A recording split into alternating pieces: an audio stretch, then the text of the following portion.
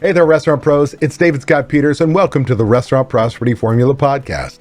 For over 2 decades, I've been guiding restaurant owners to success with the proven principles of something I call the Restaurant Prosperity Formula. I originally created the formula based on the daily practices of the most successful restaurateurs I've coached, and it's now the foundation of what I teach restaurant owners like you so you can achieve success. What do I mean by success? Success is a restaurant owner who dictates the terms of their life and their bank account instead of their restaurants dictating those things for them. Success is a restaurant owner who has the freedom from the restaurant and the financial freedom they never thought possible. How you define success is up to you, but I know the way to achieve it is using the Restaurant Prosperity Formula. This season, I'm diving even deeper into the core elements of the formula: leadership, systems, training, accountability, and taking action. Along with my insights, you'll hear from special guests, industry experts, and inspiring success stories from fellow restaurant owners who've turned their businesses around and found their definition of success. In this episode, number 108, our guest is Matt Plapp.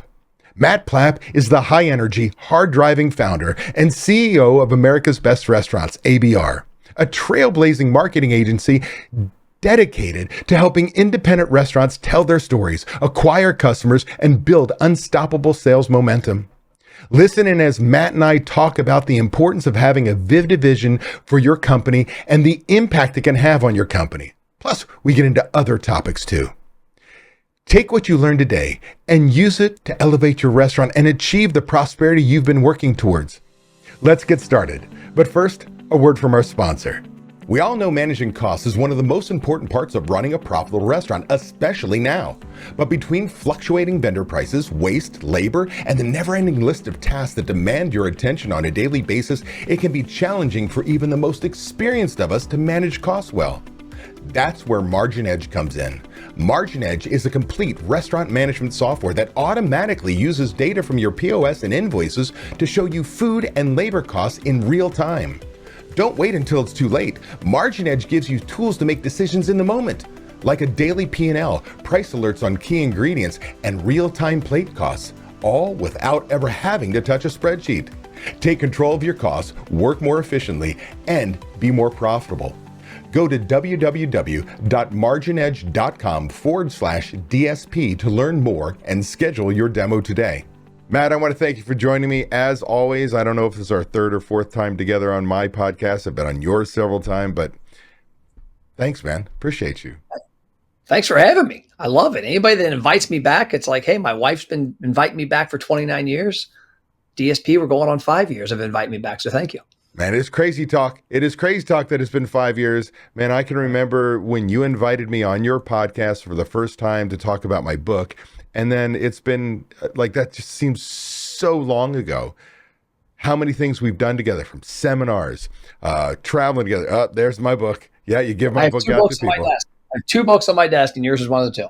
I appreciate that. But hell, we've even casually gone out. I took you out at one point in time. I had some oar boards. We went rowing. Like, we've become friends above and beyond anything else. But I can't tell you enough. I talk about you all the time, the mad respect I have for you as an entrepreneur.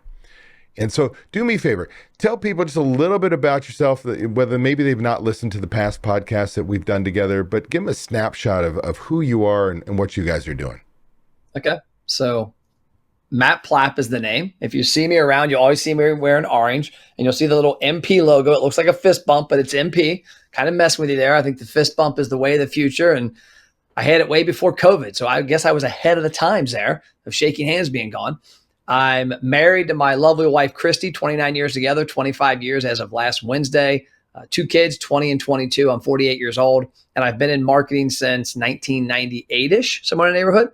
The business I have, the corporate name is Restaurant Marketing That Works, and we own 2 entities. We own America's Best Restaurants, which is a media brand that I created right around 6 years ago with the sole purpose of helping local mom and pop restaurants get the attention they deserve.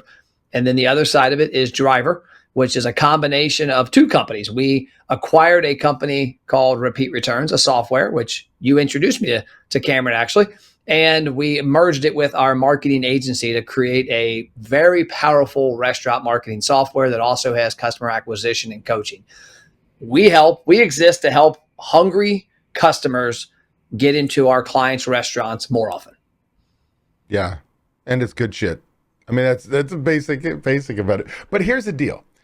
So what I want to talk about is you sent me in the mail, for those who can see me on YouTube, you're seeing it looked like a mini magazine with a picture of you. It says drive sales. There you are.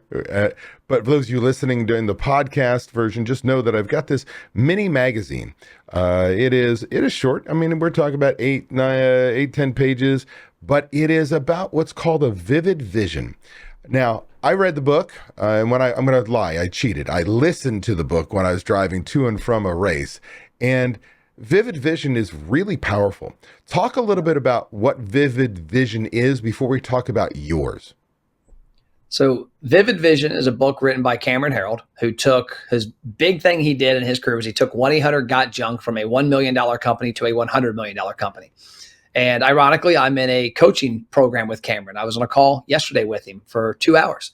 And the guy is amazing. But his whole concept is, in order to build a culture and to build a team and to build momentum to get where you want to go, you actually have to know where you want to go.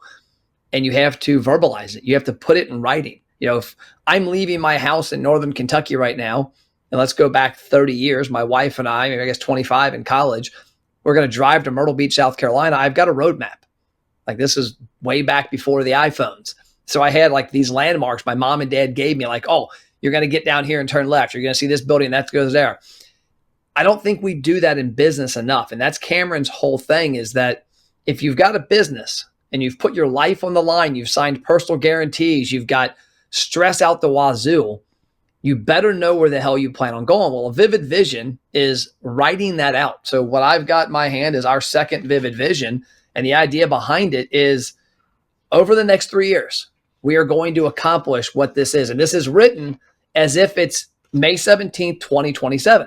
So I wrote this. I did our first one in December of 2019, and I wrote it out. And here's the funny part about it. At that time, I had 6 employees.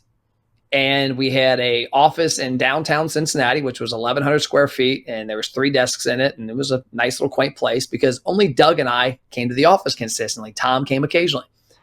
The building I'm sitting in now is 9,000 square feet. You've been here. Yep. When we moved into it in 2021, it was Doug and I in person, a 9,000 square foot office. And what's ironic about it was, you do things you don't realize, but like, that was in the vision. When I wrote the vivid vision in December 19, I laid out our company headquarters and what I hoped to build. And people were like, what are you building this headquarters for? You have 6 people. I'm like, I guess we'll have more then. And so Doug and I moved into this building in April of 2021, April 15th, tax day. And for 6 months, it's me and Doug. Well, now, today, I'll be growing out steaks and ribs for our free lunch Friday with the team. And there'll be 40 to 45 people here that all work here. And so the vision is you getting clarity on where you're going and why. And the thing about this, what I found powerful, is the fact that it's in writing, and we reflect on it every week in a team meeting. And when we bring employees in to interview, when we talk to vendors, when I talk to my banks, I'm heading up in a couple weeks to Minnesota for 1 day for a PFG show to speak there. I will take copies of it with me and hand it out to anybody I can talk to and say, hey, this is where we're going. This is why we're going here. I'd love for you to be a part of our journey. And I think that's one of the biggest problems restaurants have, in my opinion, and small businesses, I'll say in general. Everybody complains there's nobody that wants to work today. These kids nowadays. I'm like, no, nobody wants to work for you. I told a friend of mine the other day, he's got a burrito shop. I said, I can go work at 20 places to make burritos. Why your burrito shop? Imagine if you had this, if you had a map of telling that 21-year-old, this is why you should have a career here. And so a vivid vision is, number one for me as the visionary, giving me clarity on where we're going and why, but then also getting buy-in from everybody around me. It's truly powerful. I mean, bits and pieces I've taught over the years that I've learned. The importance of goal setting. Without a goal, you can't put the rudder on your boat to get you to your final destination of success. Like, if you don't know where you're going, how the hell are you going to get there? The other is, I always talk about with independent restaurants, my coaching members, is like, you've got to explain and share your why the hell you got into business, the passion you have for your why. Anybody who will listen every single day, your employees, your vendors, your customers, because everybody takes you on a journey. Well, your vivid vision is your goal, it is your why, and more importantly, you have visualized what success actually looks like. There's nothing more powerful. And I'm going to tell you, after reading the book, I'm sitting there going, I was really motivated, but it's daunting work to do what you did. I mean, if people pick up the book, it is a must read, especially if you're an entrepreneur. But the fact of the matter is, you've got to make a commitment to truly isolate yourself and say, what do I see my future? What is this as the BHAG, the big, hairy, audacious goal of what this company is going to be? And this is your second. And so talk about when you put your first together and where you are today, having to redo it to look again into 3 years in the future. How far away were you from that original big, hairy, audacious goal?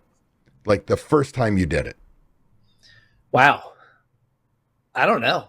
I mean, I think back to when we wrote that, we were probably closer than I realized, but I don't think we were as close as I don't think we would have gotten where we are today without that vivid vision written out. And it's funny, I can look back to so many things in my career that when I've put them in writing, they happen. And when I don't put them in writing, they don't. The other day, now this might sound insane, but Monday had a bad day, like we all do. Just a lot of stupid shit happened. And like, I was in my car and I said out loud, like, is that all you got for me? Like, bring it on. I can handle this. Like, I'm trying to just make myself stronger. Like, I got to be accustomed to having negative stuff. We all have it. Yeah. Tuesday was worse. And Tuesday I thought, I got what I asked for. And I'm like, okay, I'm going to ask for good shit today. And Wednesday and Thursday were great. The vivid vision, what I'm finding out is more of a product of the people that support me than me. Because if I don't let my team know where we're going and why, then we're never going to get there. When I look at our vision and what we accomplished, I mean, the scary part was page 2 said we're in Las Vegas celebrating the completion of our vivid vision. It's December 31st, 2023. Ironically, we acquired Repeat Returns, whose office was in Las Vegas, and we were out there for a meeting that you attended to really plant the seed for the next year. I'm like, oh shit, like this was in the vision. I didn't even know it. Somebody pointed it out to me. And I think about a vision and getting there. And I'll tell you a quick story that I think connects the dots. My son was a defensive tackle and very good. Grew up watching him play. I went to every practice. I went to every game, middle school. When he was in high school, I went to every freshman JV practice, in the stands and watch. So I'm like, you know what?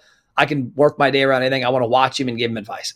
And I'm talking to the coach one day, and I said, my only frustration, I'm curious. I don't know D-line, but like I watch Cole. He's that far from making big plays all the time in the backfield. And he goes, I know, that's what he should be. I'm like, what do you mean? Matt Cole should be making big plays. If Cole doesn't do his job, the play doesn't get made. And he's like, you see Cole going through that gap and barely missing the tackle. What you're not paying attention to is a linebacker hitting him 5 yards deep in the backfield. If Cole freelanced to try and make the play, all of a sudden that guy squirts up the other way and he's got a 20-yard run, maybe a touchdown. He's like, so by Cole staying in his lane and doing what he's assigned to do, he's helping the entire picture come together correctly. And that's what has to happen. He's like, Cole's the most disciplined player on the field every time I have him out there. When I look at a vivid vision, it's the same way. It's fine and dandy for me to have a vision in my head. But when I publish it and I give it to the people who are on my team, if I have the right people on my team, they're going to help me get there. And they're going to make decisions that live up to our core values, which is positive mindset, growth-oriented, and collaborative. And then they're going to make decisions to help us reach that goal, which like our goal the next 3 years is drive sales. The only reason we did this title was, number one, I have a wild dream in the next couple of years of buying a print magazine that is established in the restaurant space to turn into part of our world, because I still think there's a place for print magazines. And that's why I made it a magazine, was to kind of put that little hidden message in there, but drive sales, because our company, every one of my employees needs to be focused on one thing: helping the restaurants we work with drive sales. Because at the end of the day, driving sales is all that matters, because guys like you can show them how to make the restaurant run correctly. I don't know shit about running a restaurant, but that's why I have 2 books on my desk. These 2 books are all that's on my desk. $100 Million Offers by Alex Hormozi and David Scott Peters' Restaurant Prosperity Formula. Because I know that if our restaurant clients understand how to run a restaurant and understand how to, sell their products at the right prices and treat customers the correct way and treat their employees the correct way, then all they need is marketing and sales. And that's what $100 million offer is all about. So that's my reminder every day. Like, these are the two things that restaurants need to find prosperity: systems and operations, and then the ability to tell people why to come there. And that is why the cover of our Vivid Vision is Drive Sales. The new company name that we created with Driver and our agency merging was Driver, because what is our mission? Drive sales. Let's be honest with it. We want to be the driver for our clients, and we put a Y in the middle there instead of an I. Number one, because we could trademark it, but number two, because you need sales. And that's the goal of our company, is to help those restaurant owners get what they deserve. Because when they create a great restaurant and great product and great service, that's one thing. But when you have nobody to serve, that's another. You know, there's two things that go through mine. One is, as an entrepreneur listening to you, and I refer to you as probably one of the most gifted, motivated entrepreneurs I've ever met in my life, and that is no bullshit. I say that all the time to people. I mean, the energy you have is crazy, and the vision is what drives you. With that said, because you're going that far to tell people about your vision, you don't have to micromanage your damn employees. They make decisions knowing full well independently, the goal is to get to here. So if I make a decision, does it get me here? Does it meet our core values? If it doesn't, that's a bad decision. Like, it is amazing. Talk about how that empowers your team and how you've built trust. You know, they trust you, you trust them. And it doesn't mean people don't make mistakes. That shit happens. Like, welcome to being an entrepreneur. But the fact of the matter is, you have made huge strides and growth in 5 years that I've known you, from, again, tiny to really kicking ass. And what you're going to do in the next 3 years is amazing. Talk about the trust part, because everybody knows the direction they're going. The irony about this question is the meeting that I just had. I just had a meeting with Doug, my COO, and Shaheen, who you've met, who was a 7-year client of ours, a 28-year restaurant owner. Yeah. And he's now my director of sales and training. He's going to help me manage our sales team of 16 now, which should be 30 in a year. The only department in our entire company that is not living close to their potential is the sales team. And the reason they're not living close to potential is Matt Plapp, who is the acting sales manager, has not given them clear direction. Ashley's team, which she runs all the operations in Driver, they're killing it. Scott's team runs client success in Driver, killing it. Austin's team that runs all of the travel, logistics, the filming, the broadcast of our 1,000 shows every year, which is a huge number on Facebook that we drive and film at 1,000 restaurants a year, killing it. We've missed 3 visits in the last 1,000 because of travel issues. That's a huge number. And then David and Max, who handle the creative of those TV shows being edited and broadcast, killing it. The sales team, while they're killing it, they aren't close to their potential. And they're not close to potential, not because of them, because of me. Because I loosey-goosey managed them. I thought through osmosis they were going to know what Matt Plapp expected out of handling sales relationships. Just yesterday, one of our sales guys sent me an email from a restaurant that emailed him back and said, Trevor, while we love what America's Best Restaurants is doing and we want to be a part of it, due to these reasons, this freezer we had to replace, our roof leak, all these reasons, we can't financially do it. We want to do it in the future. And Trevor was bummed. I said, dude, that's what you want. What do you mean? I'm like, we're not always going to win right now. Customers that come in occasionally to a restaurant always aren't going to become the person that comes in 3 or 4 times a week. It's a relationship building process. And I said, so like, you're bummed over that email. I'm excited. They agree with what we're doing is impactful. They agree they want to be a part of it. They just don't have the money right now. I'm like, dude, I've got 7 acres 4 miles down the road that does not have a house on it. I've owned it for 3 years. You know why there's no house? He's like, why? I'm like, I don't have the money to build it. I'm like, so I bought 7 acres as a gift to my wife a couple years ago in a great area and haven't built the house yet. I don't have the money. I'm going to build a house. I said, so when you asked that question, the only part of our company that is faltering, even though they're doing a great job, is the sales team, because I've not given them clear expectations. I've not given them job descriptions. They don't have like, this is what your KPIs are every week. And then this is how we conduct ourselves as a professional salesperson. And so I'm self-aware enough to know that's my fault. And so while I've got this great vivid vision we can all follow, do they have an internal vision of what their job is? And if they don't, they're never going to get there. And I always go back to your example. Like you said, I'm one of the greatest you've met, and you talk about, right back at you. Like I've interviewed 128 authors in the restaurant space. One of them, Bruce Nelson, we just hired as our CFO. I look up to him at a high level. I gave my copy of my book I had in my office to our bookkeeper, who's now he's in charge of, like, read who your boss is. But the other one was you. And like of those 128 that I interviewed from 2020 to 2022, I did 300 interviews. There's only like 4 of them that I'm like, man, these guys are rock stars. The rest of them are dipshits. Like, hey, I had a restaurant that failed. Here's how not to do it. I'm like, that doesn't make me a nutritionist. That means I just failed at nutrition. And when I think back to you, one story you always say that is the exact same thing I just said was like when your wife asked your son to clean the bathroom. And like, hey, clean the bathroom. Okay, cool. Well, he's got an expectation of what clean the bathroom is. And you go up, you're like, this is disgusting. Well, what do you mean? She didn't say clean the mirror. Obviously the mirror's in here, but it's laying out expectations and saying, okay, this is what a clean bathroom looks like. Here's how you get to a clean bathroom. When you give people that, they'll do it. And that's what I believe that part of what you're talking about is that my team, when they fire on all cylinders, it's because they're hired under our core values. They're living our core values. They're held accountable by their colleagues in the office by our core values. And then they have a clear understanding of what we're trying to do for our clients. We're not trying to send an email on behalf of Chris at Barbecue Productions. We're trying to send an email that gets people to click and take the offer that's in the email to come in the restaurant and buy a burger. Yeah. Look, what excites me about what we're talking about, and I hope that everybody listening or watching understands that what you are talking about applies to any entrepreneur, any business. Change the word from marketing and video and all the things that you do to what? Restaurant. Doesn't matter. Like we're leading people. We're leading people. I always talk about, as restaurant owners, your job is not to do a task. Your job is to work on budgets, marketing, lead the team, develop your managers, hold them accountable, move the company forward, work strategically on the business. You're the high paid person. You're supposed to have freedom to think, to journey. But where are you leading them to? And are you giving them the tools to be successful, to be able to be independent, to think, because they're so clear on where you're going, and you've nailed it.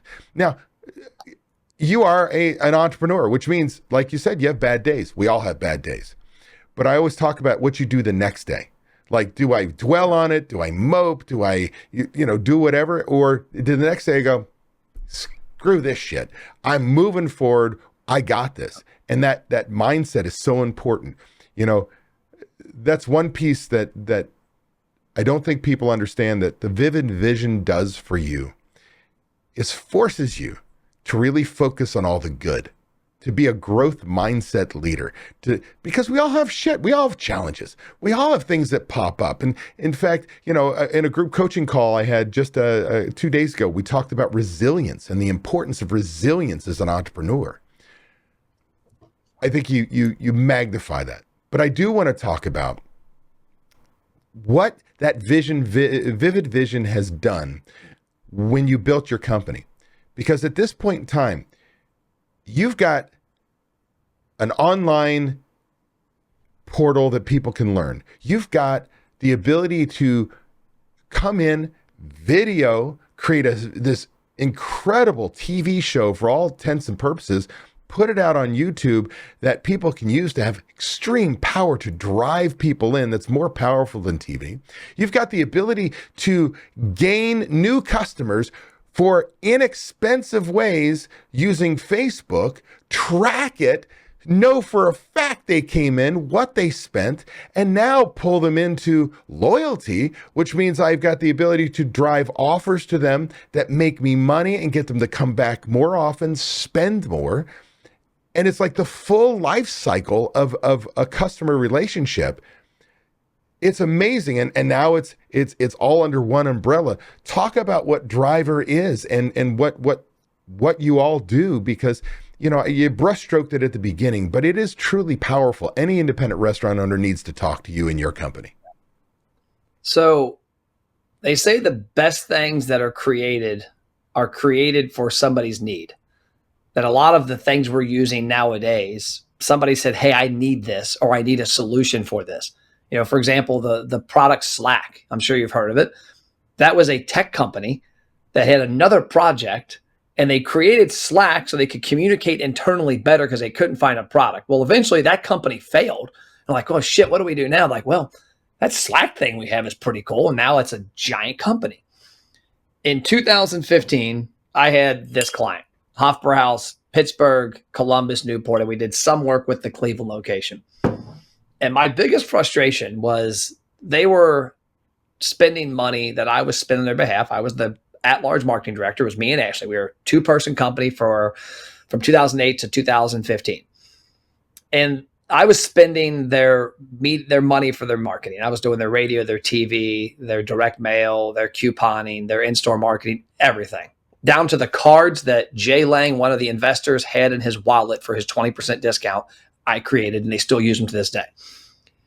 And the problem I had back then was I had no way of knowing if any of this shit was working. I mean, we're sponsoring the Cincinnati Reds. Yes, it's really cool. Like they had some FU money in their budget.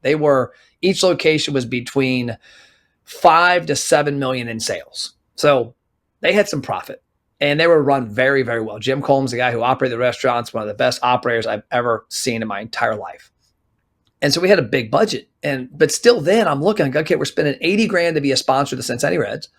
I agree. It's the right audience. It's across the river. It's a big splash. Do we have any proof that any of them walked in here and spent $50? No. And then at the same time, this was when loyalty was starting. And we had a small loyalty product that I had found that I thought, hey, we need something for the people that buy the growlers, that are in the Stein Club, that are in the beer club, basically, that we can track their usage and then incentivize them to spend more. Because the people you're going to get their restaurant, their problem was lunch sales. And it was like pulling teeth to get somebody to come to their restaurants for lunch, for the simple fact that it was not in style to drink beer anymore at business lunches. That was the 80s. We're in 2015 now, and corporations are a little different. Like you can't have beer on your receipt for reimbursement. And so I had to evaluate who would come to this restaurant during the week on lunch, and then who would come at the nights. Like Monday night sucked. It's our best customers, the Steinmasters, people that are giving us a lot of money. And so the loyalty programs we had, I thought, okay, these are great. There's nobody in them. And I've got thousands of people a week coming in this restaurant. What are we doing to capture their information? And it was like rocket science sometimes when I explained it. I'm like, we got 500 people on a Friday night dining here. Do we know who any of them are? Their first name, their last name, their email, their birthday, their cell phone number. Do we know the last time they came? Do we know if they ordered desserts, if they have lunch, if they have dinner? And the answer was no. And so I went to the NRA show. I'll never forget this. I went to the NRA show. It was 2015. Yeah, it was 9 years ago because I just made a post about it not too long ago when I went this year. And I went there thinking, okay, there's 4,000 booths here. There's everything under the sun for restaurants. I mean, you can buy something to level your tables. There's got to be everything here for marketing. And I left there like disgusted. There was nothing for marketing. I mean, they say that the certain industries are behind 10 to 20 years in the times. Like marketing at the NRA show was behind like 100. It was like they had Jesus drawn on rocks there. And so I thought, okay, it doesn't exist here. Let's figure it out. And so I spent 2015 to the middle of 2016, and I'm not a tech guy, by the way. I had to learn how to do it. I mean, I stayed up till 2 a.m., 7 nights a week doing this because we had our clients. We had 30 clients we had to manage every day. And so from 8 a.m. to 5, 6 p.m., it was manage those clients, go home, have dinner, work out, and then get on the computer and work till 2 a.m. and figure out how to build digital marketing solutions. Because my vision was I wanted a tool that would interact with the number one place people were at that time, and they still are today, Facebook, and something that was in store that I could say, hey, if somebody interacts with this in store, somebody interacts with this on Facebook, they put them into a place where I get their contact information, and then I put them in a marketing program. Are they a hardcore customer? Are they a lunch customer, dinner? And so we created that, and I wrote a book on it. It was called Don't 86 Your Restaurant Sales. I created a product called the ROI Engine, because that was my goal, was to create something that gathered customer data that showed us how much they spent. And where it happened the first time was in what started all this was Hofbrauhaus. It was the couple weeks before National Pretzel Day, which was April 26, 2015. And Nick Ellison, the owner, looked at me and said, Matt, I can't deposit likes. And the reason he had said that was I was showing them in our owners meeting, here's all the stats from social media in email that we have. And then we have no stats from all this other crap. Radio, TV. I mean, supposedly somebody saw the commercial. I don't know. They did. But Facebook, I can look and see that Hofbrau's Pittsburgh went from 3,000 fans to 39,000 fans. At least I know that. And he's like, Matt, I can't deposit likes. I can't go to US Bank tomorrow and say, look, here's 36,000 more customers on my Facebook page. Give me a loan. I said, fair enough. I said, so give me enough rope to hang myself. National Pretzel Day is in 2 weeks. Let me do a Facebook and email exclusive promotion that I will show you how those people will come in with this action. Well, it drove 19 grand. It was a half price, $5 off. It was a $9.99 item, their number one P-Mix. It was $5 off pretzels and beer cheese this Sunday only. Bring in this offer. The only place they saw it was Facebook or an email. And we spent on the Facebook post, I created an ad behind it for $50. It did like 19 grand in sales, incremental sales just from that. And he called me Monday morning and said, Matt, I can deposit 18 grand, have fun. So that's what set me off on this journey was, man, I want to be able to, that was cool that I have 18 grand, but I don't know who were those customers. Right. Like I don't have any way of contacting them. So I started off that journey. I wrote that after I created this system, I wrote the book in early 2018 and decided at that point that we had kind of put our foot in the water in 2016 and 17 to work with restaurants nationwide. We decided at that point, hey, we're going all in. We're going to dump our local company, which was a lot of clients. So I had to slowly do it. But by 2018, we were a national restaurant marketing firm focused on customer acquisition. Because to me, that's the hardest part is getting people to come in for the first time and then getting people to keep coming back versus just hoping and praying. Yeah. Well, along the way, our biggest negative, and Steve Eller was a client of ours, one of your guys was a client of ours, and he had all the acquisition program and he had his Como loyalty program. A couple of the negatives we had was our program was all front end. I couldn't show you the lifetime value. So I could say, hey, look, these 500 people in May of 2022 engaged with our Facebook ads, gave us their contact information, and 125 walked in the restaurant. I don't know what happened after that. We don't have point of sale integration. We don't have an app. We don't have this, that, and the other. And so that was a frustration that we like pounded our head against from 2020 to 2023. And so back in 2019, when I wrote the vision, I had on there on page 3 is that we will create our own restaurant marketing software called Database Dynamite. And the reason I like Database Dynamite was like, it's going to blow up your database, make it bigger, but also it's going to fragment it. Because I think that the easiest way to lose in marketing is to email and text and talk to everybody about everything. That you have to have segmented conversations. Like the people who bought growlers at Hofbrau's Pittsburgh weren't the same people that came for a business lunch. And so I had to have a database of my growler people to sell growlers to. Otherwise, why talk to the college students who don't give a shit about growlers? And so that was in the vivid vision that we were going to have this software that we could finally connect our customer acquisition tool to and show customers the true lifetime value. Because if you get Matt Plapp to join your birthday club, and Matt Plapp comes one time with my wife and kids, and you give me $20, $20 free steak, and I spend $70. You might say, shit, I lost money there. You probably did. But that wasn't the goal to make money on that visit. The goal is to get Matt Plapp's information so you can predictably drive me back in the restaurant the next 10 years. La Rosa's Pizza down the street gave me a free order of cookies like 10 years ago. I didn't know they had cookies. I didn't think about pizza restaurants for chocolate chip cookies. I go in there with my free cookie offer, my wife and kids. They're fire. Flash forward, I've been there 1,000 times. I've probably bought $10 in cookies 1,000 times. And so my vision was, okay, Database Dynamite needs to be that next piece. And I call it the customer journey. We use a product for our business called HubSpot, and it's a customer management system. We get all of our customers' information in there, and then we manage those through digital marketing, email, text, social media, online ads, and a sales team of predictably creating relationships to get them to do business with us at some point or refer us. Well, there's nothing like that in the restaurant space. You've got loyalty programs, which, people that join loyalty programs are loyal. 90% of your customers aren't loyal.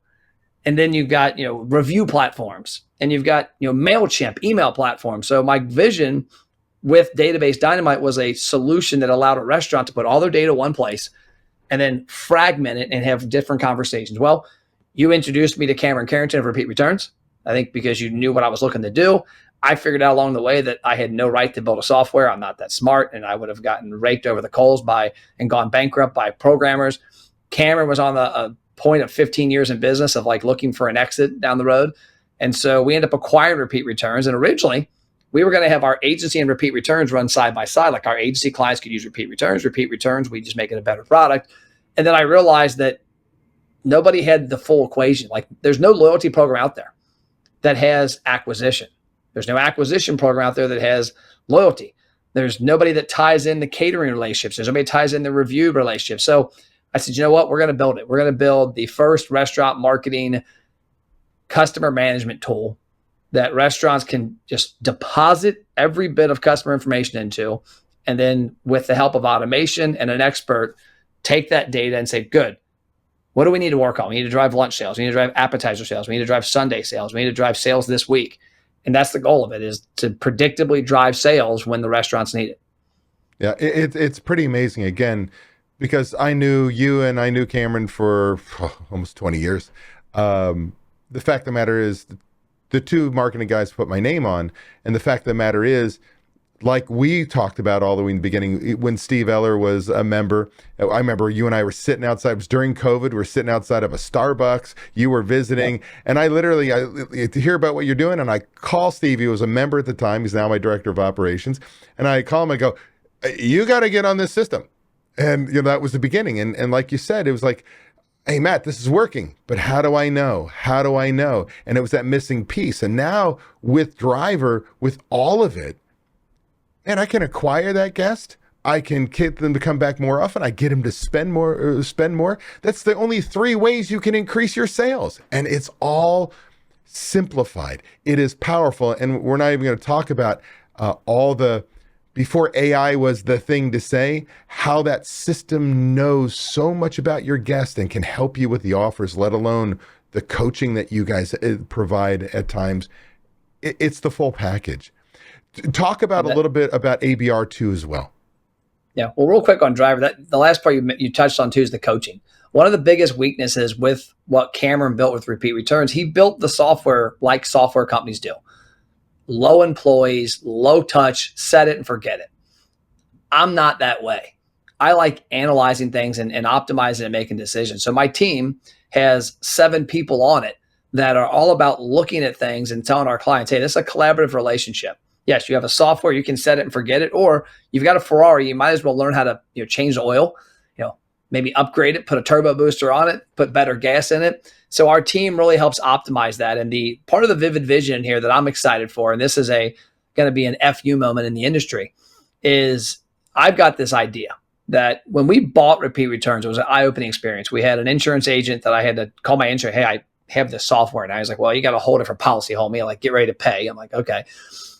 And I had to get these numbers from Joe, who is the programmer and the guy that built it with Cam. And he gives me this number back of like the amount of customer data in there, the number of all these different line items. And I call him. I'm like, am I reading this number right? Like it's in the billions, like billions of data files. And he's like, yeah. I said, so what do we know about this? He's like, everything that's ever happened at any restaurant. I'm like, so let me ask you a question, Joe. So I said, stick with me. This might be futuristic, but if I've got $1 million restaurant and I want it to get to 1.2 million, theoretically, I should be able to take that 200 grand and say, okay, assuming they have the capacity for 1.2, they have the tables, all that kind of stuff.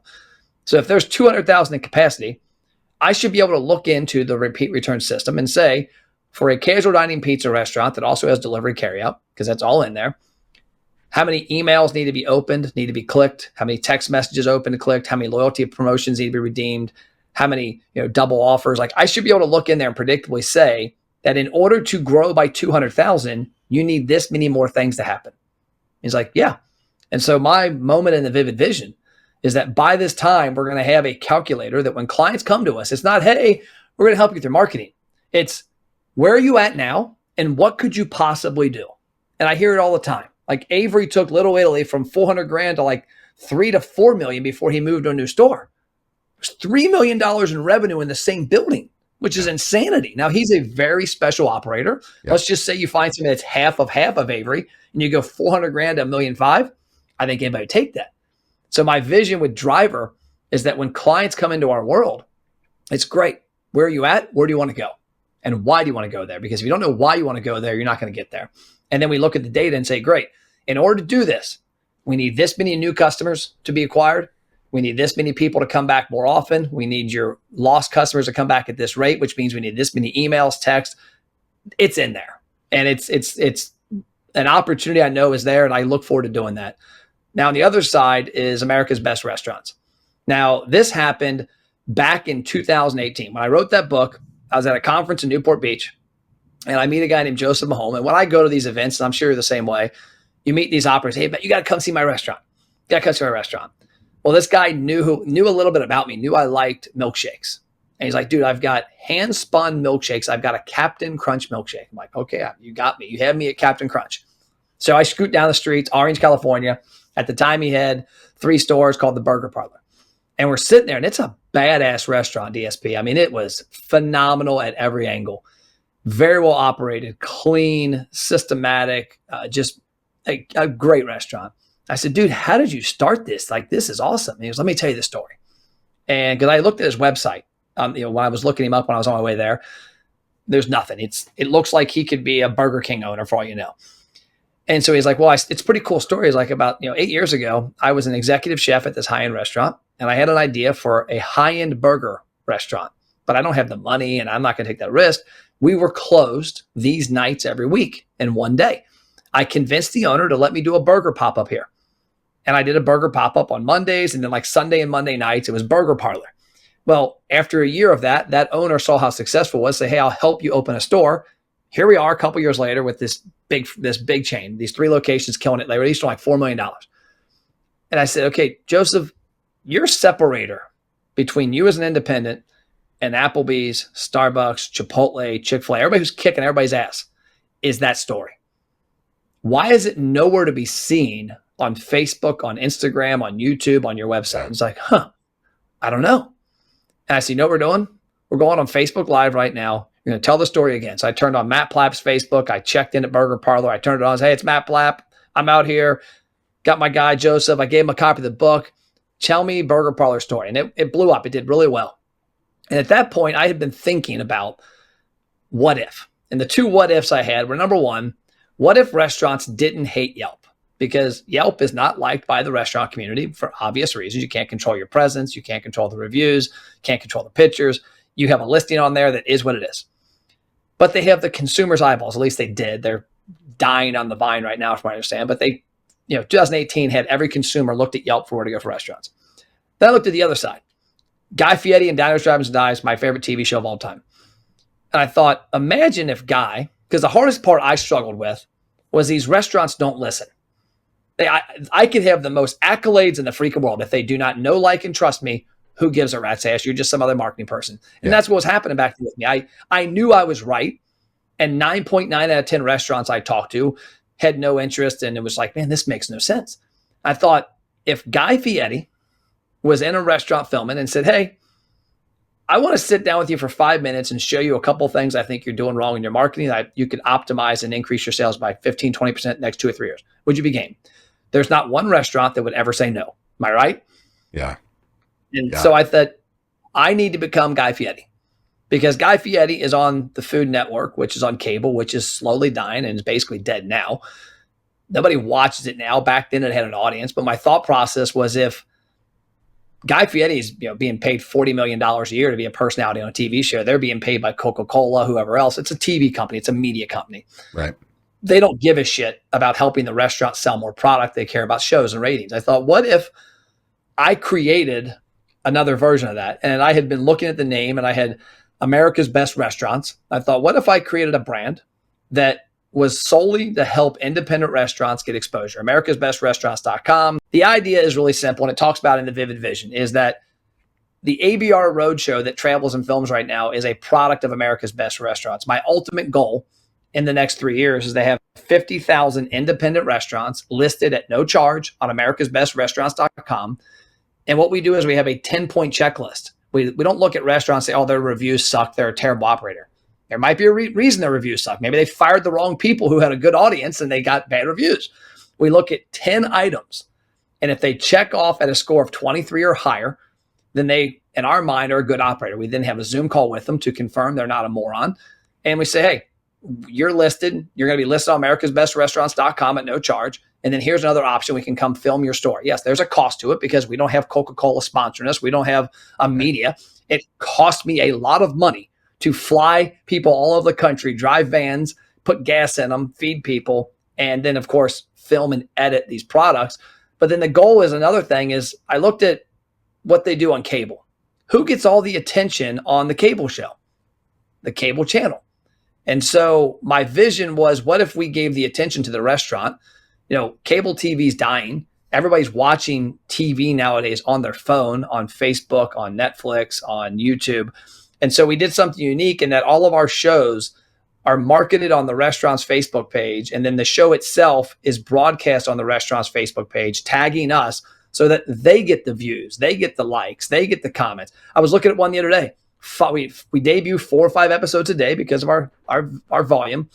And one of the restaurants the other day, within 5 days, was at 15,000 views locally, not nationwide, like 70 shares, 400 comments, and 1,000 likes. And that was another big aspect of this was I know media really well. And a lot of people don't know this, but if you go back to a couple years ago when Diners, Drive-Ins, and Dives and shows like that at their peak, yes, they're reaching 500,000 people nationwide. That's cool as shit. That is an ultimate ego stroke. I was on the History Channel, Food Built America. Really cool. Did nothing for business. For a restaurant, you've got 500,000 people watching you on a cable show.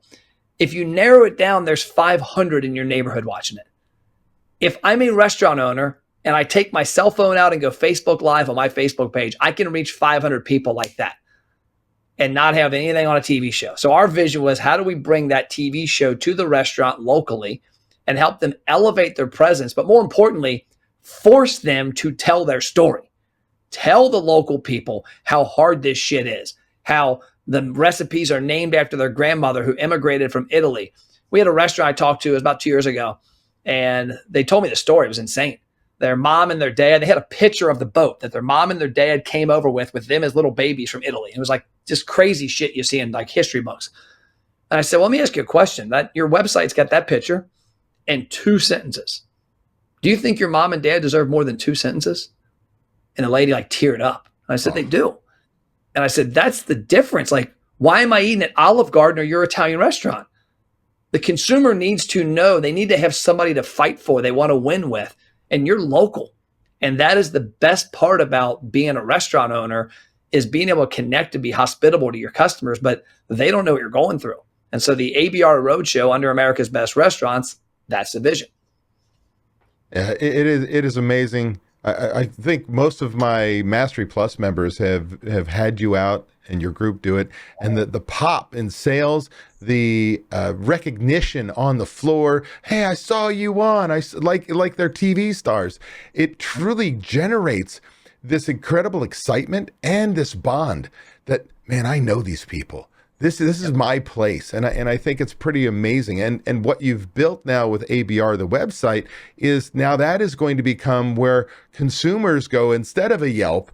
And like you said, you have control of the message. There's no posting of comments. This is all the positivity. This is what we're good at. This is who we are. This is how you find us. Like it is really amazing what you put together. And I hope people appreciate that the marketing ecosystem you've created and you're creating still, as your vivid vision, easy for me to say, talks about, is going to revolutionize how people market and truly dial in trackable, affordable sales growth. I mean, let me give you one wild card in there. Let me give you one wild card that I haven't talked about a lot, but it's happened. So with Driver, one of the reasons we're excited about that as well is the ability to tie that and America's Best Restaurants together, because the missing piece with America's Best Restaurants is, yes, we do a 3-month marketing campaign around our episode, and we're lending our credibility. When consumers see, like, we're not saying like this is America's Best Restaurants. We're saying we're America's Best Restaurants, and this is a place you should know and go and eat all the time. But consumers get excited over that. Be like, holy shit, America's Best Restaurants is at Super Smokers. I got to see what this is all about. So those restaurants, almost all of that I've talked to, tell me there's a pop. How much? I don't know. How many customers? I don't know. So what we've done within Driver, we've created a sub account called ABR Rewards. and we integrated with Facebook Messenger with our system.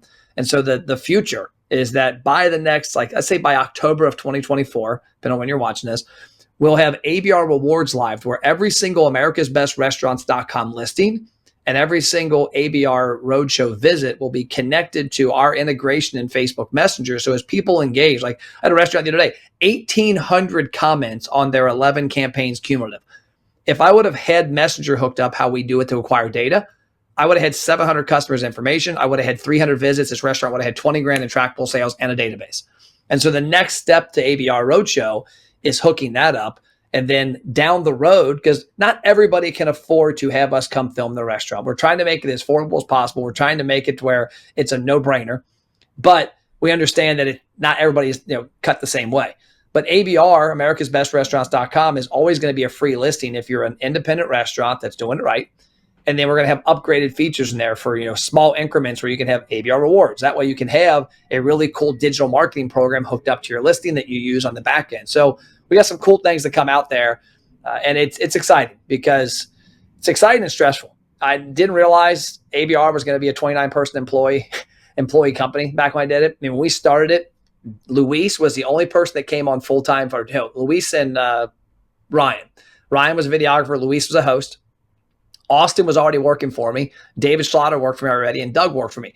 David, Doug, myself, and Austin just did 2 jobs for 6 months. Yeah. Luis and Ryan focused on that. And I never envisioned and realized that we'd be sitting here now. Like you don't go down to a lower level of our headquarters here. There's 6 professional editors down there with a giant server and all this fancy equipment. And then there's just so much happening from the PR standpoint that it's exciting and it's nerve-wracking too because it's expensive as shit. Like I told somebody the other day, we've spent right around $13 million to do this show since June of 2021, and there's $20,000 left to account for it. I mean, think about that. You talk about profit margins in restaurants. Right. 13 million, 20 grand. I've obviously done something wrong, but we had to build something unique, and we're not funded by any venture capitalist or any major company. So the promised land is coming pretty soon, and it's exciting. Well, I'm going to disagree with you in one case. I don't think that it's expensive. Now, if I'm a $300,000 sandwich shop, it doesn't make sense to invest. Yeah, but man, you're right. If you're doing $850 or more a year, like it doesn't make sense not to try and figure out how to get your crew out there because quite frankly, you couldn't do it on your own. Meaning if I'm talking to you as a restaurant owner, you couldn't do it on your own for what you're paying for and have all this infrastructure already built and the website and the driving and the marketing goes with it. So I can't highly recommend you guys enough to any independent operator. And more importantly, I think what I really was hoping as we talk on this podcast is that they understand who you are, that you're not a company. You're Matt Plapp, and your team and your core values, they're all aligned together, and it's truly magical what you've created. And know that somebody cares. Like you built this company because you give a shit, not because you saw dollars and cents. Heck, the last example you gave, you spent $13 million, you made 20 grand on that one project. That don't make any sense, right? It's because by God, you want to make a difference. And I just think that's so important when you do business with people anymore. Too often we're doing with these cold companies. Like you're a human being, your team are incredible people, and you care. And I think that really matters. I appreciate that. And I'm fortunate to be surrounded by a lot of great people that care as well. If I wanted to make money, I would have kept this company at 2 or 3 people, because I was making a lot more then than I am now. And, I'm not making money by any means across the company, but in the future we'll make a lot more. But that's why the focus on my desk here, it says, become obsessed with driving sales. The front of this magazine, we named it. Like I didn't want to be on the cover. I had Loisant from Nears. I had Dean from Fire Brew. I had like 3 people I gave my team, and they're like, no, it's you. This is your vision. Like this is where we're going. You're going to take us here, and let's get to that level. And it's wild. I want to end with one thing on this. This is the back page I made, because I made it a magazine intention, like I mentioned. The back page is an advertisement, and it is our headquarters. The headquarters I want to build in the future. And it's got insane stuff in here, like a massage room, a coffee lounge, a library. I've hit pickleball court. You got pickleball court on here. And so we just published this 4 days ago. We did a rollout where we overnighted it to every employee that in a sealed envelope. The employees who were in the office had a sealed envelope. We did our Monday Zoom call like this, and we unveiled it, and I walked them through it. We then published it online, and then a lot of our employees shared that post. The applications that have rolled in, because my gosh, I wish I had a place like that. I wish I had an atmosphere, the values of the company. They weren't looking at what we were trying to do with the restaurant stuff. They're looking at where they want to work. And I get people all the time that tell me, Nick Schaefer is a good example. He's one of our guys in our sales team. He came here with very high credentials in the media production world.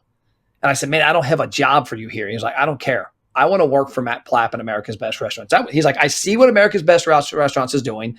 I believe in it. I believe in Matt Plapp. I've been following you for a while. Let me know when something opens up. I'll take anything. He came in at our lowest position at $600 a week employee plus commission. And this was last summer. And he's rose the ranks. But he came in because of the mission and me.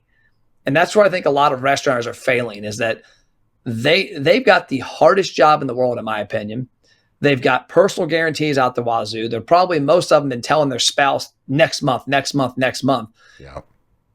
The biggest way to unlock success in the future, whether it's building your team or building your sales, is through you and your story. And that's what a vivid vision's about. This is Matt Plapp's vision. And some of it's insane. Like the building is 48,000 square feet. Why 48,000 square feet? Because this other company I modeled it off as was 12,000. I said, screw, I'm going 4 times bigger. I don't even know how big a 48,000 square foot building is, but I'm going to do it. I have no doubt, my friend. I have no doubt. And I think that is a great summary of the beginning of our talk, that as an entrepreneur, we can learn and how important that vivid vision is, how important your team is, how important it is, by God, to dream, but to put it on paper. And I hopefully have the balls to do something similar. I've, again, read the book. I believe in it, but it is major. What you have done sets you apart from any entrepreneur who just anyone. And again, I think it exemplifies in your company, and I can't give any more glowing recommendation or really scream the top of the rooftop how good ABR and Driver is for an independent operator. And I don't get any commission. I don't get nothing. This is just, we are friends. And more importantly, you take care of my members. I have member after member after member who, sing your accolades because this shit works. And I want to thank you for that. Now, I do want to say, if somebody wanted to contact you, learn more about what you guys do, how would they do that? Okay, I want to give you 3 quick URLs, not to give too many, but these are easy. I want people to get a copy of the Vivid Vision. They can go to mattplapp.live/VV. That'll take you to a blog post on my website, mattplapp.com. And there's a digital version of it, and you can email me from there to get a free copy. We'll mail the copy out because I want people to see this and go, holy crap, I need this. Like, Loyson from Nearest Tavern. I had Avery is working on his. I've had so many people that saw my Vivid Vision and they're creating their own. Yeah. Like I want them to buy into what we're doing, but more importantly, I want them to see what the opportunity is. So head there. And as I mentioned also, like where that blog post is going to live is mattplapp.com. That is my URL. I have a daily blog I write on there. There's links to my daily podcast. I'm on episode 698 right now. So I've been doing that for a while. And I pull this microphone every day and talk about marketing, lifestyle, things of that nature. And then last but not least, from a business standpoint, restaurantmarketingthatworks.com. And that'll take you to a page with me talking.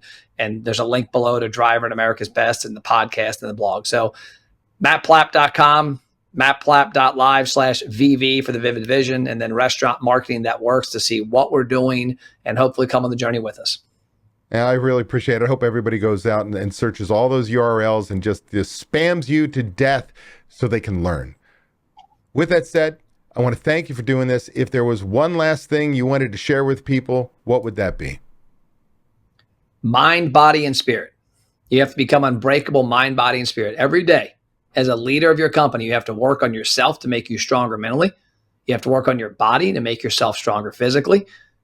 And then you have to be a better person. And trust me, I know that. My wife got me this cup holder for my desk to remind me not to be a dick today. And we have to become better people. And so I think As leaders, we fail to realize the impact we have on the people around us. Our words carry a lot more weight. The people around you look up to you. You've got to become the best you can be. Matt, I think that's awesome way,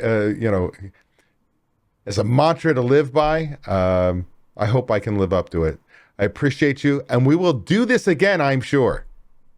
Love it. Thanks, brother. Appreciate you having me. Ready to take the next step towards achieving restaurant prosperity, freedom from the daily grind, and the financial success you deserve? Book a discovery call with Ryan James to learn about our group coaching program. Ryan will guide you through how our program can transform your restaurant and help you achieve the prosperity and freedom you've been striving for. Click the link in the description below or visit dsp.coach/talk-to-Ryan to schedule your call now.